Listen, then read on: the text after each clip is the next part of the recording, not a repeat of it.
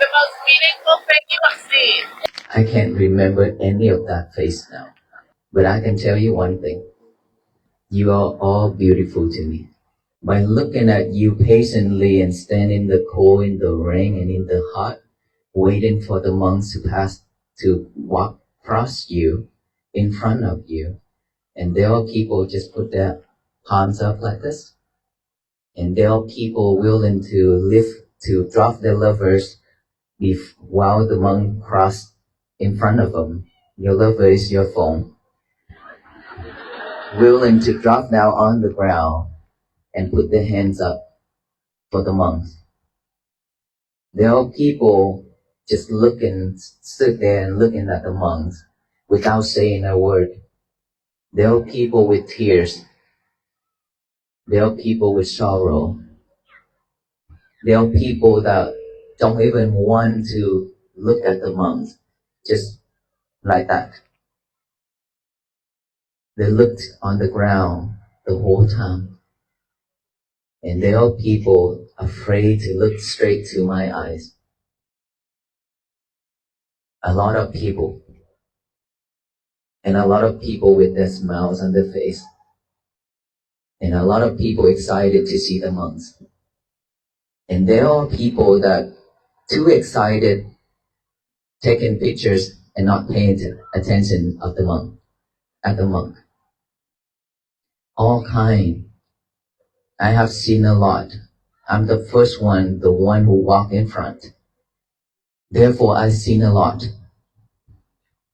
I meet a lot. I greet a lot. And so all of you are so beautiful to me. Regardless that you pay attention to us or not. Regardless that you coming out for this same mission of peace or not. All of you are the same to me. Because we are human beings. We have the same blood color, which is red. We have the same taste of tea, which is salty. That's all I look at you. And of course, there are so many people that are unfortunate that they don't have legs, arms, eyes. They cannot hear. So many of those people. And there are so many seniors and so many kids. And all of those images just always rising within my heart. And a lot of the time, I wanted to cry so bad. Like earlier today, there are so many people crying. They cry because it touched their heart. Because we are giving them hope. Because they have lost their loved ones, their parents, their kids. There are people who brought their kids' casket,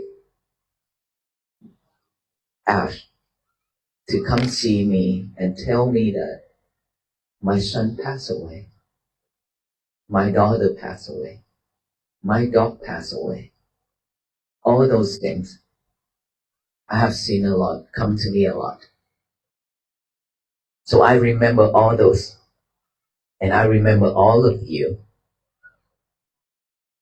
with flowers. And nowadays that a lot of people start to make a path of flowers on the road for us to walk on. It's very beautiful. I truly love all of you. Because of suffering, because of sorrow, we are coming out together. We have no hate. We have no anger. We have no divisions at this time. These are the time that we are coming together, regardless of background, faith, belief, skin colors, or languages we speak. Here are state rep, here are government official, here are sheriff, here are police officer, fire department, doctor, engineer, all kind. We have the whole team of medic and doctor and nurses inside to support us as well. and here, all of us here tonight. How many times in our life that we have this chance to be here together like this without any type of delusion thoughts or separating, anything like that. We love each other. We care for each other. And this is the time where we be able to meet with each other and talk with each other more. And this is the time where you be able to come and hug those people who you have never met before when they shed tears. Is that right? How many times in our life that we actually have a chance to do all this with the Buddhist monks? I believe for me, this is one time after 45, 44 years of living in this world. This is the only one time I meet with all of you here on this ground. And we are strangers to each other, isn't it? But we have a super, I think it's a super glue. We have a connection in between all of us. And we see each and every one as our relatives, our loved ones. If in this world, if we can live like this world is so beautiful. It's going to be a really, really nice and beautiful place and better place for all beings to live. Do you believe in that? And so I remember all those. To me, it's priceless. Earlier today, I was be able to open some of the letters, some of the notes, some of the cards, thank you cards, that wherever I walk, there's kids, there's adults, there's teenagers wrote on paper, on tissues, on receipt, just to say thank you, just to show appreciation, just to express how you feel, all those things, and handed it to our venerable monks. Every time when I received it, when we got back to the rest place, I opened them to read, even a very tiny one from the kids. Even like a painting that I don't even understand what it is. But it's out from love from the kids. Whatever they thought in their mind, they drew it out, right? So I kept all those. We kept all of those. We didn't toss any of them away. And today I'll be able to read some. It was beautiful. How many times in our life that we actually can get a pen and a piece of paper and write something that like that to the strangers? Very rare. Very rare. But why can't we do that now? Because we are on the same boat. Sailing for peace. Is that right? We are looking for peace. We are on the same boat now. Oceans, waters surround us. If we're not mindful on that boat,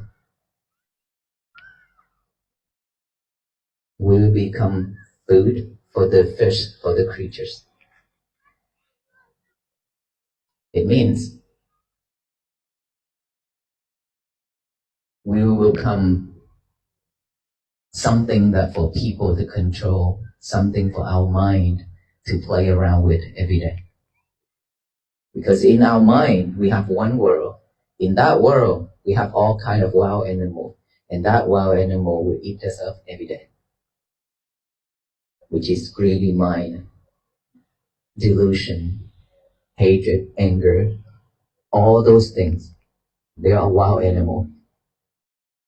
They are not letting us having peace. They're always acting up, always want to chase after things.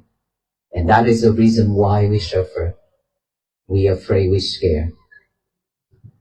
And there are so many people So many people that they said, I have lost my husband, I have lost my children, couple of years now, but I still cannot let it go.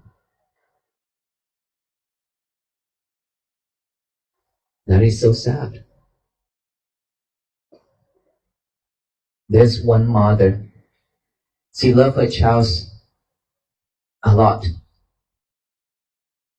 and then her child passed away. She carried her child on her arms, in her arms, and walk around and ask for people to help. Save my son, please save my son. People say, he's already passed away, he's already died, please go ahead and bury him. She say, no, he is not, he's just sleeping. He's just sleeping, he's not died. He's not dead yet. Please save my child. And then when she walked to every town, every house, and knocked on the door and asked for help, that is really sad. But no one can help. When she comes to the Buddha, and Buddha said, I can save your child. I can save him if you can do for me one thing. You go on each and every house, knock on the door, their door, and ask for one seed. The sesame seed. But that seed must come from the house that have never had anyone die before. If you can get me that one seed, I will save your child. She went ahead, she was so happy and joy, and she go and knock on every door, ask, can I have a seed of sesame? And then people went, is that all you need? She said, yes, that's all I need, just one seed. And people say, we have plenty. We can give you a lot. We can give you more. But she said, no, but have anyone in your family died before? They say, yes, of course, I do. My father just passed away. And then the next time, my mother just passed away. My son just passed away. My brother just passed away. Every single house like that, and she feel exhausted, hopeless. And then she realized, in this life, everybody in this life have to go through that. Being born, aging, sickness, death. No one in this world can escape. And that is when she realized she became enlightened. Just because she realized the fact, the truth. So for us here, who already have our family, our husband, our wife, our children, our father and mother who have passed away, please understand. If you truly love them, you have to stand up and walk again. Leave them alone. Let them go with their own world, their own karma. If you keep on living in sorrow, they will not be able to go to their world where they're supposed to be. If you truly love them, you should live for them. You should be more mindful. You should be more happy for them, for yourself. Because that is something that they could not do anymore, but you can. By holding all those sorrow, it's just going to drag you down to the bottom of this world. We cannot walk. We cannot walk because all those burden is on our shoulders, dragging us down. Who's in here already have our father and mothers and our children and husband and wife pass away? You see all that? A lot of us here. What can we do to change that? Nothing. Soon is going to be our turn. No one can escape.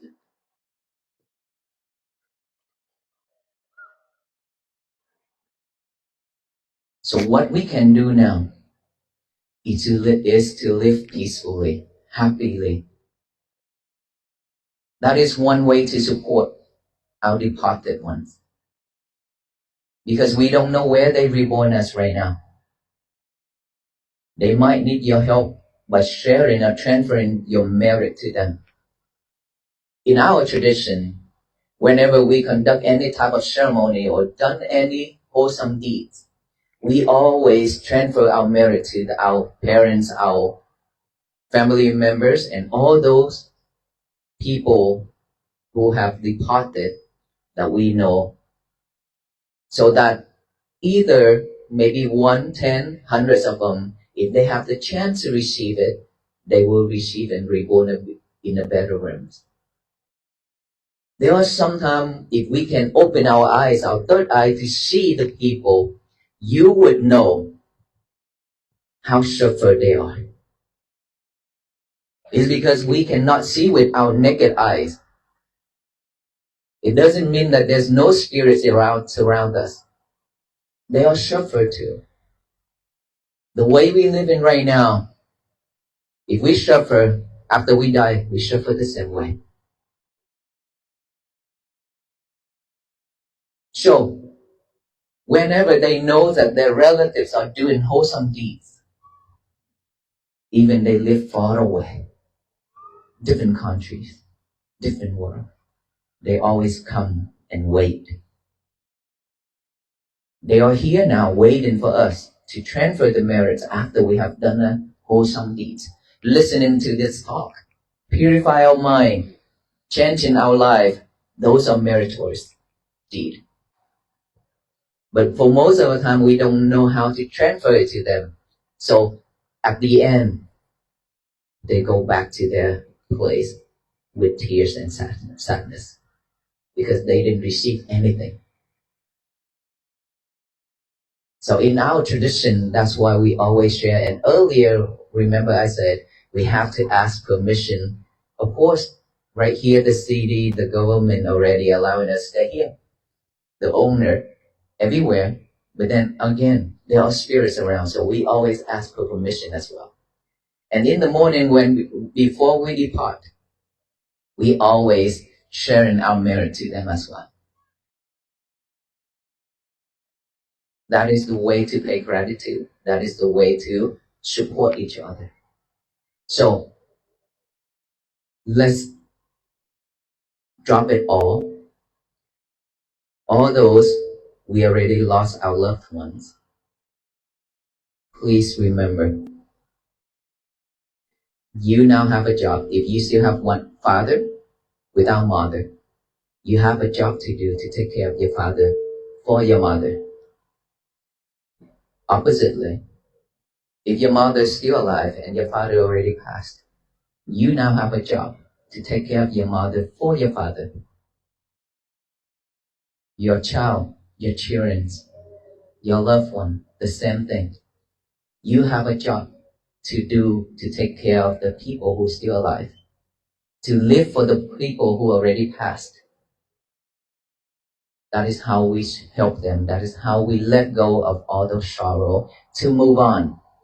Without moving forward, without letting go, we cannot move forward. If we cannot move forward, we suffer.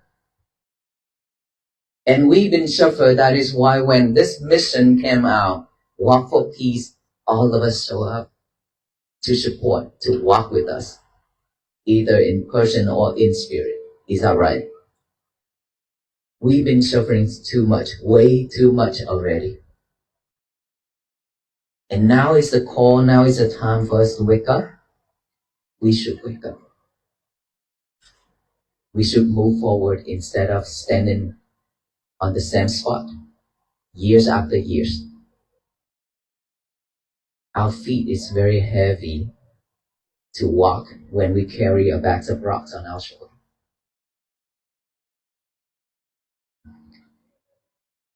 I hope I answered that question. It's a long answer, isn't it? Next question.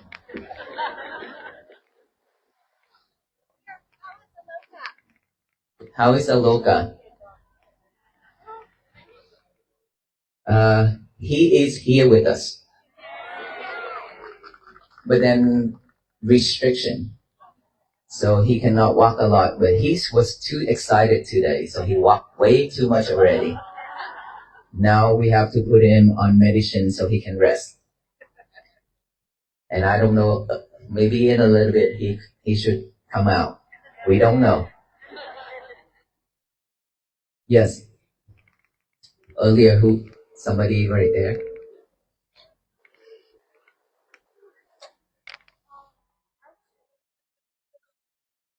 Imagine standing on the edge of a dusty road, watching a stream of humanity flow past you. Now, reverse that perspective. Imagine you are the one walking, step after mindful step, mile after mile, through the heat of the day and the chill of the rain, looking into the eyes of thousands of strangers.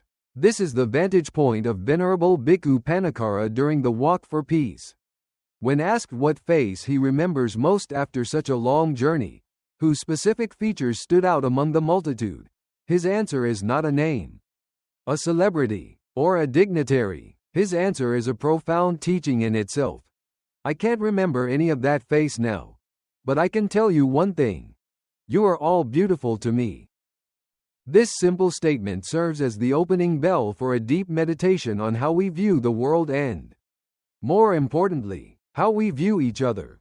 In our modern lives, we are often quick to categorize, judge, and filter the people we encounter. We scan faces for utility, for threat, or for attraction. We look for those who agree with us, those who look like us, or those who can give us something. Yet, here is a spiritual teacher who has looked into the eyes of the weary, the excited, the skeptical, and the sorrowful, and he has found a common denominator that transcends all surface-level traits. He sees beauty not as an aesthetic quality, but as an inherent state of being. He embraces the entire spectrum of human reaction, the tears, the smiles, the avoidance, and the distraction, and wraps it all in that singular, unconditional affirmation. To see the world this way is to strip away the filters of our own preferences and prejudices. Realizing that the face of humanity is not singular, but shared. It is an invitation to stop looking at people and start seeing into them. Recognizing that the person standing in front of us, regardless of who they are, is worthy of a kind and gentle gaze. But how do we cultivate this kind of gaze when we are so often distracted? The Venerable offers a striking image that might make us chuckle with recognition before it makes us think. He speaks of people willing to drop their lovers to greet the monks. And what is this lover? It is the smartphone. For so many of us, the phone has become an intimate partner, the object of our constant gaze and attention. We caress it, check it, and panic when it is not near. To drop it, to lower it to the ground and raise one's empty hands to another human being, is a radical act of presence. It is a moment of breaking the trance of the digital world to connect with the raw reality of the present moment. The monk observes everything with equanimity. He sees those who are too afraid to look him in the eye, those who stare at the ground, and those who seem overwhelmed by sorrow. He notices the people who are so busy taking pictures, capturing the moment rather than living it, that they don't even see the human being standing in front of them. In a conventional mindset, we might feel annoyed by the paparazzi-like behavior or rejected by the person looking at the dirt. We might take it personally. However, true mindfulness operates from a place of balance. The monk sees the person looking at the ground and does not see a rude person. He sees a suffering person, perhaps carrying a weight too heavy to lift their head. He sees the person snapping photos not as shallow, but as excited, trying to hold onto a fleeting moment of hope. This is the art of seeing, looking past the behavior to the biological and spiritual truth underneath. As he reminds us, beneath the clothes, the politics, and the social standing, we all share the same blood color, which is red. and the same taste of tears which is salty. When we realize that everyone is navigating the same fragile human experience, judgment naturally softens into compassion. This shared biology suggests a deeper truth. We are all in the same vessel. The Venerable uses the metaphor of a boat sailing on a vast ocean to describe our collective situation. We are often strangers to one another, divided by background, faith, skin color, and language. But the moment we step back and look at the human condition, we realize we are shipmates. The ocean around us is deep and unpredictable. If we are not mindful on this boat, if we allow ourselves to be consumed by our own internal chaos, we risk becoming food for the fish. This is a powerful analogy for the dangers of an unguarded mind. The fish and creatures that threaten to devour us are not external monsters. They are the wild animals living inside our own heads. We all have them. The wild animal of greed that always wants more. The wild animal of anger that lashes out when things don't go our way. And the wild animal of delusion that blinds us to the truth. These internal forces are constantly acting up, chasing after fleeting pleasures or dwelling on perceived slights, robbing us of our peace. They are the reason we suffer. They are the reason we feel afraid. The walk for peace, then, is not just a physical journey down a highway, it is an internal discipline. It is the practice of taming these wild animals so that we don't capsize the boat. It is the realization that because we are all on this same precarious voyage, stuck in the same storm of existence, we need each other. We are bound by a super glue of connection. When we see a stranger, we are seeing a relative, a fellow traveler trying to keep their head above water. Recognizing this interdependence is the only way to ensure the boat makes it to the other shore safely. Yet, even on the safest boat, there is one storm that no one escapes, the storm of loss. The Venerable transitions from the general suffering of the mind to the specific, piercing pain of grief. He recounts the ancient and poignant story of the grieving mother, a story that echoes through centuries because it is the story of every human heart. This mother, mad with grief after losing her child, refused to accept the reality of death. She carried the body of her son from house to house, begging for medicine, begging for a miracle. She could not let go. Finally, she was told to seek out the Buddha, who promised he could save her son if she could bring him a single sesame seed. But there was a catch. The seed had to come from a house where no one had ever died. Filled with hope, she ran from door to door. "Do you have a sesame seed?" she asked. "Yes, of course," the villagers would reply. But when she asked the follow-up question, "Has anyone died in this family?" the answer was always the same. "My father just passed. My daughter, my brother, my grandmother." House after house, she found plenty of seeds. But she could not find a household untouched by death. Slowly, the exhaustion set in, and with it, the dawn of wisdom. She realized she was not alone in her suffering. She realized that birth, aging, sickness, and death are the unavoidable laws of this life. No one can escape. This story is not meant to depress us. It is meant to wake us up. We often carry our grief as a solitary burden, thinking, "Why me? Why did this happen to my loved one?" We isolate ourselves in a silo of sorrow. But the sesame seed teaches us that grief is not a personal punishment. It is a universal admission ticket to the human experience. By realizing that every single person we meet is carrying their own version of that grief, our hearts expand. The pain does not necessarily disappear, but it changes. It shifts from a sharp, isolating spike into a broad, shared ache that connects us to every other living being. It allows us to put down the desperate search for a cure to mortality and pick up the practice of living meaningful lives while we are here. Once we accept the universality of loss, the question arises, what do we do with the love we still have for those who are gone? The Venerable offers a directive that is as challenging as it is healing. He speaks directly to those who have lost parents, spouses, or children, and says, if you truly love them, You have to stand up and walk again. This is a radical reframing of grief. We often feel that prolonged mourning is a sign of deep love, that if we stop crying, we are somehow betraying the memory of the deceased. But the monk suggests the opposite. He suggests that excessive, paralyzing sorrow actually holds our loved ones back. He proposes that we now have a job to do. If your father has passed but your mother is alive, your job is to take care of your mother on behalf of your father. If your spouse has passed, your job is to live fully for the children, or for the world, in a way that honors that spouse. We become the living proxies for the love they can no longer physically express. Live for them, he urges. Be more mindful, be more happy, for them. This transforms grief from a passive state of depression into an active state of service. It gives us a mission. We are not moving on from them. We are moving forward with them. By living ethically, by being kind, by finding joy, we are finishing the work they started. We are using our bodies and our lives to generate the goodness that they would have wanted to see in the world. In this way, our happiness becomes a tribute, and our resilience becomes an act of devotion. This active form of grieving bridges the gap between the visible world and the invisible one. The Venerable touches upon a concept deep in Buddhist tradition but resonant with anyone who has ever felt the presence of a departed loved one: the transfer of merit. He explains that just as we cannot see the wind but feel its breeze, there are dimensions of existence we cannot see with the naked eye.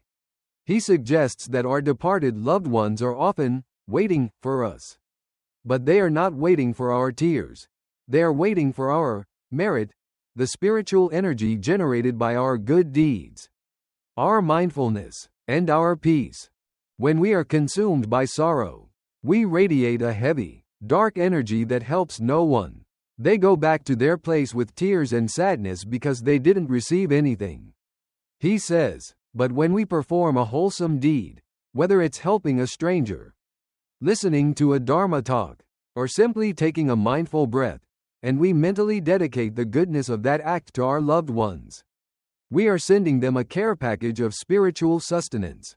It is a way of saying, I did this good thing in your name. May you be well. May you be peaceful. This practice empowers us. We are no longer helpless victims of loss. We are active participants in the spiritual well-being of our ancestors. We are sending a signal across the veil that says, I am okay. And because I am okay, I am sending you love.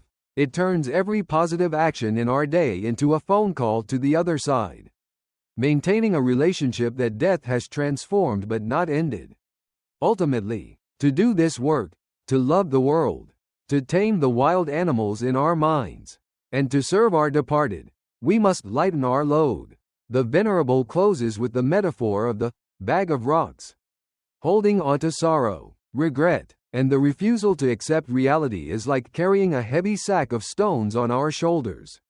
We cannot walk, he observes, because all those burdens are dragging us down. We might feel that carrying these rocks is necessary, a penance we must pay for being alive or for having survived. But standing in the same spot, weighed down by the past, does not serve the dead, and it certainly does not serve the living. Now is the time for us to wake up, he declares. To wake up is to realize that the rocks are not glued to us, we are clutching them. We have the power to open our hands. Letting go is not about forgetting, it is about unburdening. It is about acknowledging the pain, bowing to it, and then setting it down by the side of the road so that our hands are free to help others.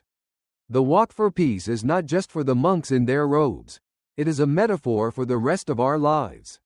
We are all walking. We are all heading toward the same destination. The sun is setting. The road is long, and there is work to be done. We can choose to walk with heads down, staring at the dirt of our own suffering. Or we can choose to look up, see the beautiful faces of our fellow travelers, and walk forward with a light step and a hopeful heart. The choice is ours. In every single moment,